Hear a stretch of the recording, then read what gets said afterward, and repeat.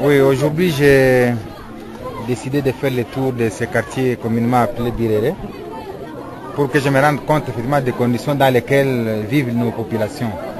Parce que depuis longtemps, nous avons reçu des rapports sur les inondations, sur les maladies d'origine hydrique, sur la promiscuité dans ces quartiers.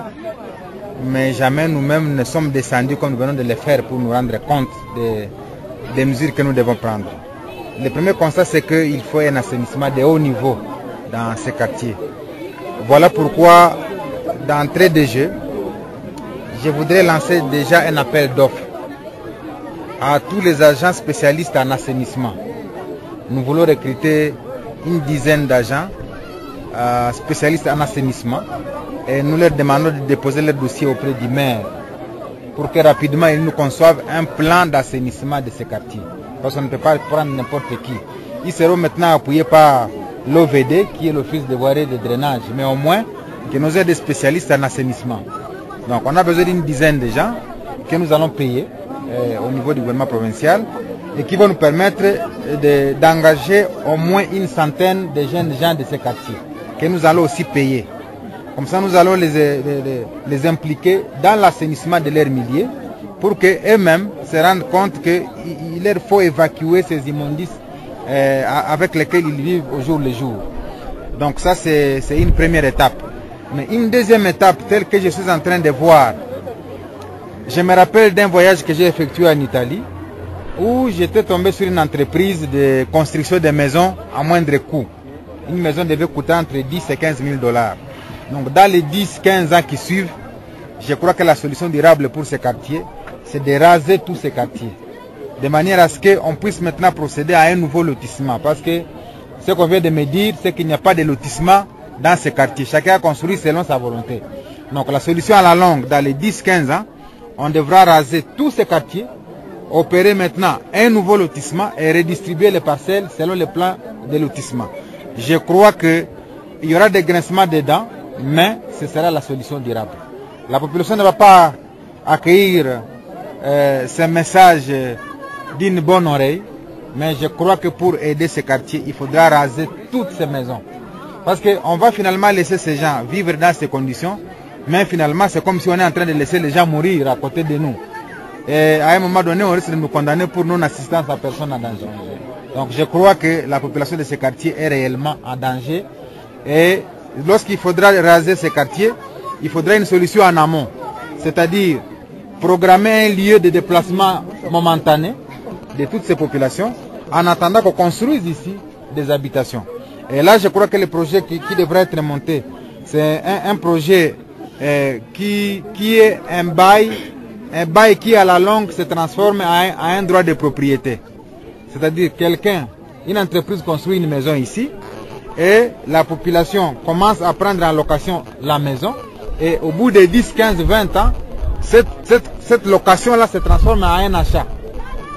Et je crois que c'est de cette façon que nous pouvons aider cette population. Je crois, si je suis encore gouverneur pour les 5 prochaines années, en tout cas parmi mes priorités, on devra se mettre d'accord avec la population que nous devons commencer à raser ces quartiers.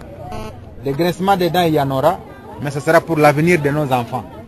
Certainement que ceux qui sont vieux vont devoir nous attaquer parce qu'ils ne sont qu'en train de prendre sur leur bonus, mais nous devons travailler en fonction aussi de nos générations, de nos enfants.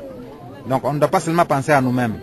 Vraiment les projets que nous allons monter, c'est pourquoi d'ailleurs je lance un appel d'offres pour recruter les agents spécialistes en investissement et l'urbanisme va nous appuyer pour un nouveau plan de lotissement dans ces quartiers. Il faut que la population commence à se mettre en tête l'idée que nous allons détruire tout Birere. Et je crois que si nous le faisons, ça sera notre contribution aussi pour devoir urbaniser la ville de Goma. Voilà pourquoi j'ai fait le tour, pour me rendre compte moi-même des situations et commencer déjà à imaginer une projection par rapport aux solutions à envisager ici. Oui, est-ce que dans ce sens-là, on peut parler de l'expropriation pour cause d'utilité publique? Je crois que ça ne sera même pas une expropriation parce que les parcelles vont appartenir à leurs anciens propriétaires. Mais seulement on va les évacuer pour leur permettre d'acquérir de nouveaux bâtiments qu'ils vont cette fois-ci payer sous forme de bail. Donc ça veut dire qu'on n'exproprie pas parce qu'on va y construire des maisons de l'État, non. on évacue les gens pour y construire les maisons, les habitations. Les habitations qui seront équipées par des gens en respectant cette fois-ci les normes. Soit qu'on construise par exemple en hauteur pour récupérer les parcelles qui sont contiguës. Parce que si on construit à un niveau, avec cette promiscuité ici, on ne va pas récupérer les parcelles. Donc la solution, c'est qu'on doit construire en hauteur, même si c'est 2 niveaux, pour permettre que ceux qui étaient en bas peut-être se retrouvent en hauteur, et là on récupère tout l'espace. Donc je crois que moi j'en ai vu ailleurs à travers le monde. Il faut déjà que les spécialistes qui peuvent m'écouter, qui peuvent me suivre, puissent déjà m'aider à concevoir un plan qui va se transformer en grand projet. Et je crois que si nous laissons ça à notre postérité, même pour un mandat, si on peut réussir à détruire et construire ces birérés pour un quinquennat, je crois que ça peut être un bilan. Et ce sera un bilan largement suffisant. Monsieur le gouverneur, aujourd'hui dans le Biréré, à quand une telle visite dans d'autres quartiers? Oui, c'est d'abord les quartiers les plus sensibles. Je crois que j'ai commencé par ces quartiers pour me rendre compte. Mais dans les Mabanga nord ou sud, hein, j'ai appris qu'il se pose aussi les mêmes problèmes. Parce que Mabanga sud n'a jamais été loti aussi. Les gens ont seulement pris des parcelles selon leur volonté. Il faudra que nous puissions demander au service de pouvoir faire un plan de lotissement.